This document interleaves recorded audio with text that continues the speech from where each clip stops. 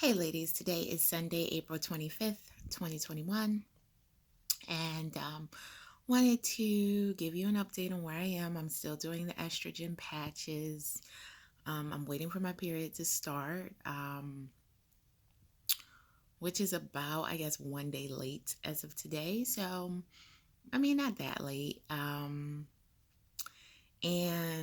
let me give you a little more update on the patches. So last video I told you about some side effects that I was having, and I don't even remember what those were. I think I said I had some cramping.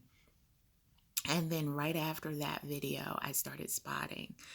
Now, I actually thought it was my period coming on because my period was expected on about like the 22nd, 23rd. So today is the 25th, but it was just an estimate. So somewhere in that time, that range. Um, so maybe my period is 2 days later. I don't know, something like that. I don't know. But I had some spotting, and I actually thought that my period was coming on last Sunday when I did my last video. And I had cramping and spotting, and I was kind of like, oh, okay, it's a little early. Um, but I was testing with the ovulation strips, and according to the ovulation strips, my Clear Blue Advance, I ovulated on, I think it was April 7th. And so, but then according to my Easy at Home, I'm sorry, I didn't ovulate on April 7th. I had my peak on April 7th. So after you get your peak, you ovulate like a day or two after that. And so, but on the Clear Blue, on the Easy at Home strips, I didn't get my peak until April 8th. So again, so that's why I'm giving you a range of 22nd, 23rd, 24th, because somewhere around a day or so after that is when you, after getting your peak so it could be a day or two, I guess, after getting your peak is when you're supposed to ovulate. And I had two different types of strips telling me two different days of when I had peaks. So I had this spotting last Sunday, and I thought, okay, maybe it was my period starting a few days earlier and I had cramping. But if you recall, when I read the list of side effects for the estrogen patches, spotting is one of them, and so is cramping, and so is nausea, and so is a whole other host of things, breast tenderness. Now, I had some breast tenderness too, but it also just weaned. Some of this like weird situation where I'm having symptoms that could indicate anything, but like I said, the estrogen patches could account for most of them. I don't know. Um, you know, so I have no idea. I'm also like breaking out like crazy on my face, so all the extra hormones. Um, and I haven't even started my injections, my IVF hormones yet. So the way it's supposed to work, when I finally do start, is that my last cycle in 2018, I started on a day one of my period. On the day one of my period, I went in and did my baseline ultrasound and blood test, and then I started my injections that day. This time, I'm supposed to start on day two. So, yeah, I'm just waiting for a period. And a full flow period, spotting does not count, and it's good. Spotting doesn't count because I keep interrupting my own story. I started spotting on Sunday, and I had cramping. I had spotting on Monday, and I had cramping. And then by Tuesday, the spotting had completely stopped. But the cramping did not stop. But the spotting had completely stopped. And so I thought, okay, I'm cramping. Maybe it's just going to, start up. And then it didn't. So here I am on Sunday, and I've had cramping off and on here and there, but no more bleeding, no spotting, or no more bleeding. But like I said, it's also weird though, because the cramping could just be a side effect of the estrogen patches, and so could the spotting. So I don't know. My last cycle, or period cycle, I did have some spotting, and I'm not usually a person who spots before my period. So that was a little odd to me. I had 2 days of spotting, and then my period came on the third day, full flow. Which is actually day one. So day one of your cycle is when your period starts full flow, not the spotting. And so, well, at least it is for the medical purposes. So, so when I had the spotting on Sunday and then it continued on Monday, I'm thinking, of course, by Tuesday, my period's coming on, and it didn't. And like I said, the spotting had completely stopped by then, although the cramping did not. So now I don't know what the heck is going on. And which causes me was like a lot of anxiety because I'm like, well, what's going on? Why isn't it, Now, with that said, my period wasn't due to start until later in that week anyway. Like I said, like 22nd at earliest, maybe 23rd, 24th. And here we are at the 25th. And I think they kind of made me a little paranoid at the doctor's office because they had me scheduled to start on the 21st. And I was kind of wondering why, because that would have meant my period had started on the 20th to start on the 21st because I'm starting on day 2 of my cycle. And so I was wondering where they got that date from. And they were like, oh, it was just an estimate. And that it was no problem. They could push it back. So they were like, we have wiggle room. Don't worry about it. But, it made me a little nervous. So they told me if my period didn't start by Sunday, which is today, and it has not started, to come in on Monday for a blood test to see where I am, what's going on, and if, they could help my period along if necessary. So I have to keep you posted on that because that's tomorrow. So I don't know what to expect. And like I said, I did just stop. Well, not did, but when I started the estrogen patches, which I started on April 14th, I also made that my last day of breastfeeding. So before I started the patches, so I have not nursed since starting the patches. I did nurse that morning because I was like so hard. It was like letting it go. And I just nursed her that last time. And then later that day in the afternoon, I put on the first patch and that was it. So I haven't nursed her since. And it is a little emotional for me because I don't know who was more attached to it. Although I really didn't feel like I was so attached to nursing. But Michaela's always, well, she not always, but she didn't nurse a lot. I mean, she's, almost 22 months old. But she didn't nurse a lot, but maybe once or twice a day. And that was comfort to her, and generally before she napped or went to sleep at night. And so maybe it's just a habit. So, but she still asks to do it, and that kind of makes me feel a little sad because I'm not doing it. Like, I don't want her ingesting this estrogen or whatever that I don't know whether it's safe or not, but I had already made up my mind that once I started, doing anything, even though I haven't started IVF yet, but just putting on the patches, I didn't want to potentially expose her to that. And so and I'm assuming it's not safe. And again, this is an assumption only because when you are breastfeeding and you're on birth control, they give you a mini pill, which is just progesterone, and it's a low dose. So I didn't want to, even risk it. But anyway, so she still asks. Matter of fact, she asked this morning. She says, nurse, and that's what she says, nurse. And I try to change the subject, but it makes me a little sad. And then usually it works to change the subject, but it didn't today. She started crying, and she hasn't nursed in a little less than 2 weeks. And so, yeah. So it's a little, I feel bad because she, she doesn't ask every day, which she did the first couple of days, but now she hasn't. And then occasionally now she'll just ask.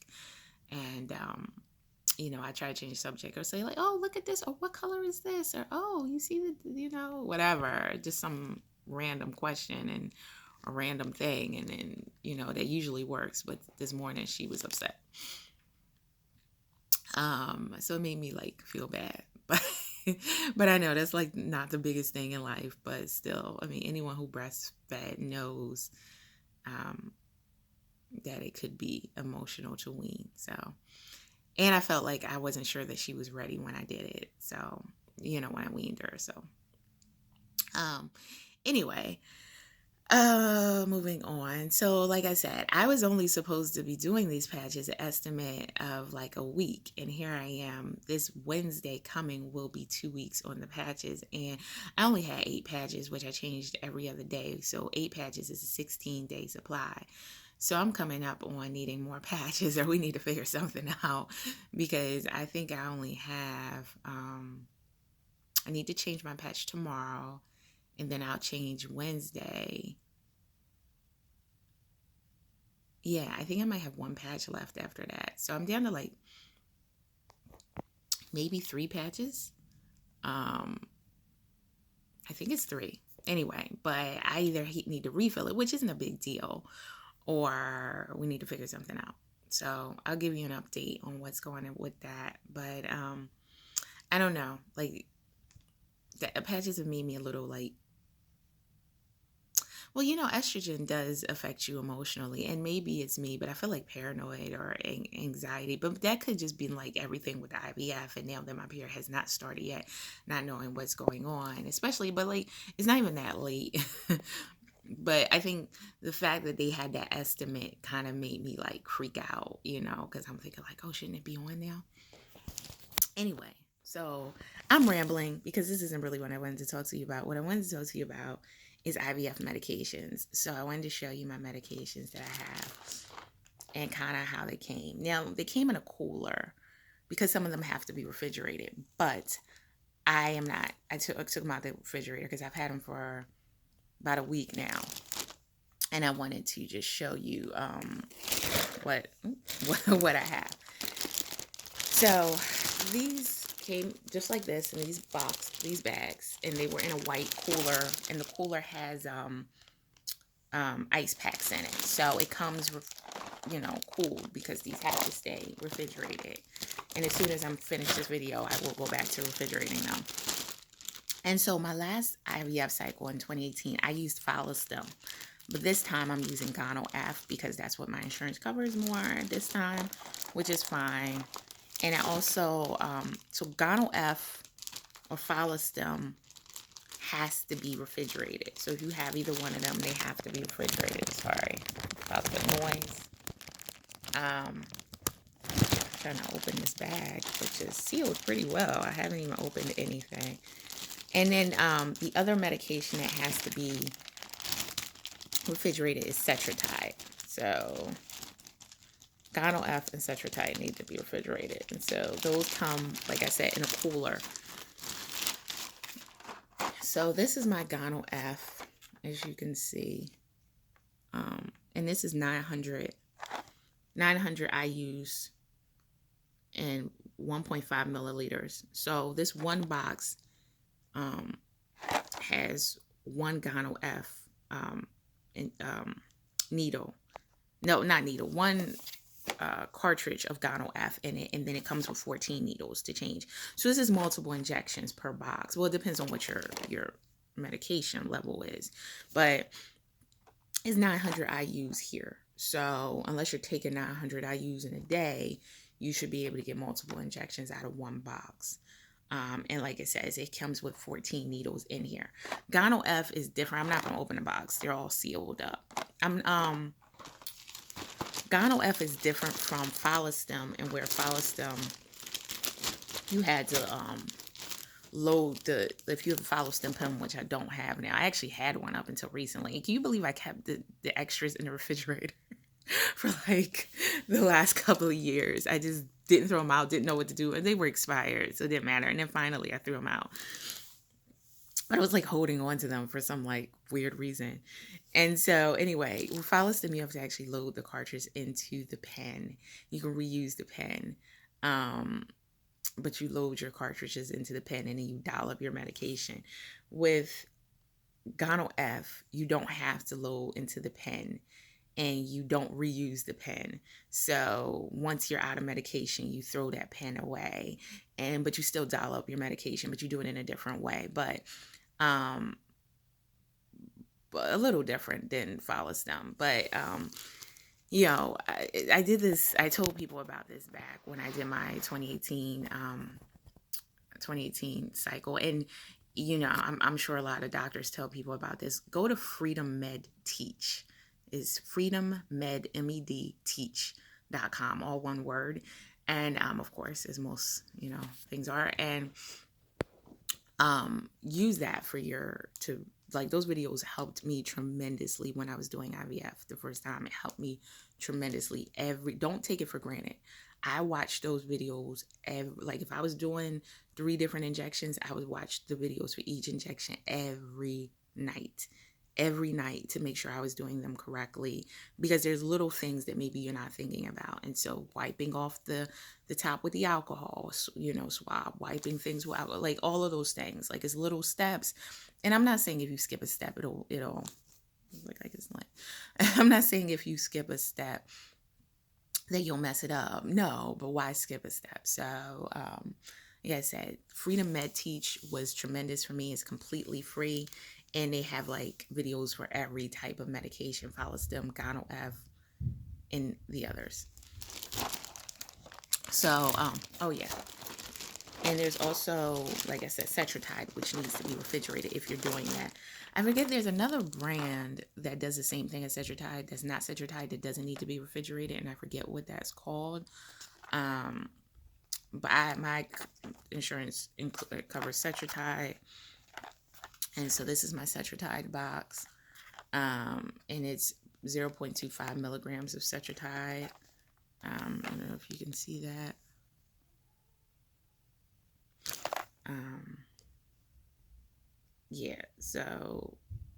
So this is Cetrotide, and each box, see, they put the label over it, so it's kind of hard to say.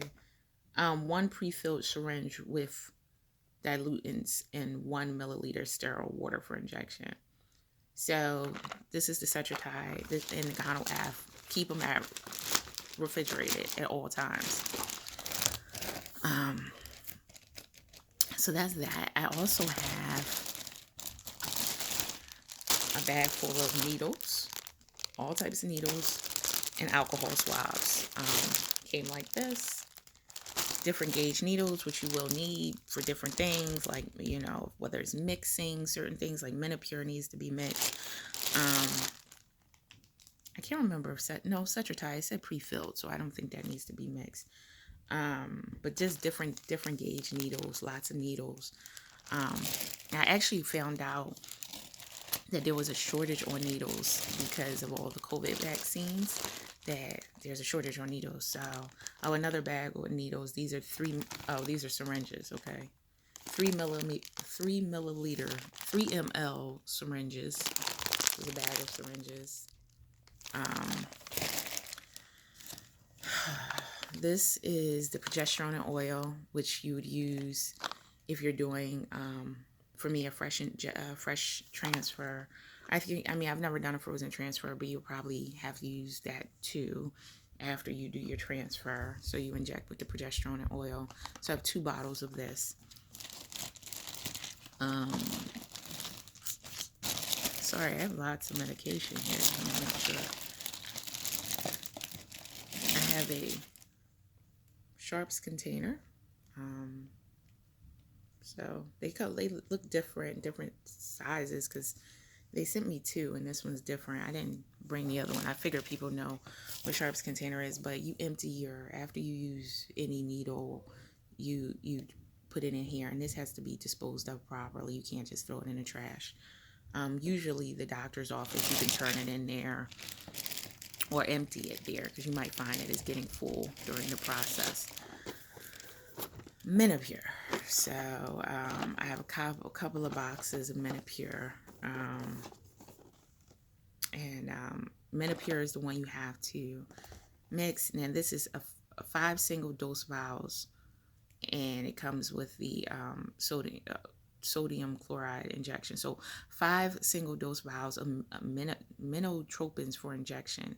So everything you need to mix and do 5 injections of Menopur. And there's 75 IU, and I think that's pretty standard for Menopur. If you're taking a larger amount, you keep mixing it into your liquid. But again, Freedom Med Teach will have all those instructions if your doctor didn't tell you. But my doctor told me, I took the class twice. And I still went to Freedom Med Teach. Well, I took it this time too as a refresher, but on how to do the injections. But again, Freedom Med Teach has been awesome. Azithromycin, which I believe is a antibiotic that you take after the retrieval, if I'm not mistaken, because that is technically a surgery. And let's see, what other stuff do I have in here?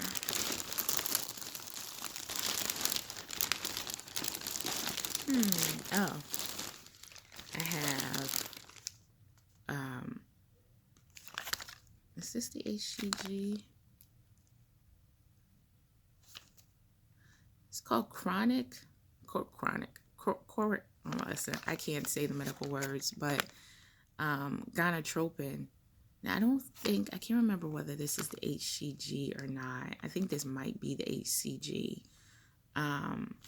And so that would be part of a trigger shot. Yeah, that is the HCG. That is it.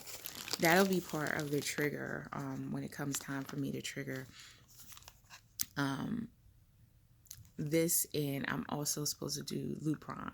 So I'd have the Lupron that the Lupron trigger that my doctor order is the pre-mixed, and that only lasts for 14 days. So you don't order that until you know or have a closer idea of when you're going to trigger within the 14 days, because it expires. But that's because my doctor ordered the pre-mixed one. If your doctor didn't order the pre-mixed one, my understanding is that doesn't expire the same way, and that you'll mix it at home and then it lasts like 14 days after you mix it at home. But why would you mix it until the day you use it? So it wouldn't really be an issue. But before it's mixed, it's fine. I don't know when it expires, but it's longer than 14 days. But the pre-mixed one that they send only lasts 14 days. So I have not ordered that yet, so I don't have it. But you can, I think last time I only triggered with HCG, and I don't even think we used the other one, which who knows if that would have helped or not. But this time they have me with the Lupron as well. But I haven't, like I said, I haven't ordered that because it's too early for me to order that. So these are my medications, big bags of medication. And this thing here that I didn't show is just more Menopur, I guess. It's not in a box. It's in this bag because I think it's not like the boxes had 5 injections and this only had 4 in it, because I guess they ordered a odd number. So my doctor did not order a number that was divisible by 5. So they gave me a partial box, and that's how they did it. So those are my meds. Like I said, keep this stuff refrigerated. It'll be clear when you get your meds what needs to be refrigerated and what isn't. Menopur, all this other stuff, the progesterone and oil, HCG, the antibiotic pills, I think that's really it. None of that needs to be, for me, that's it.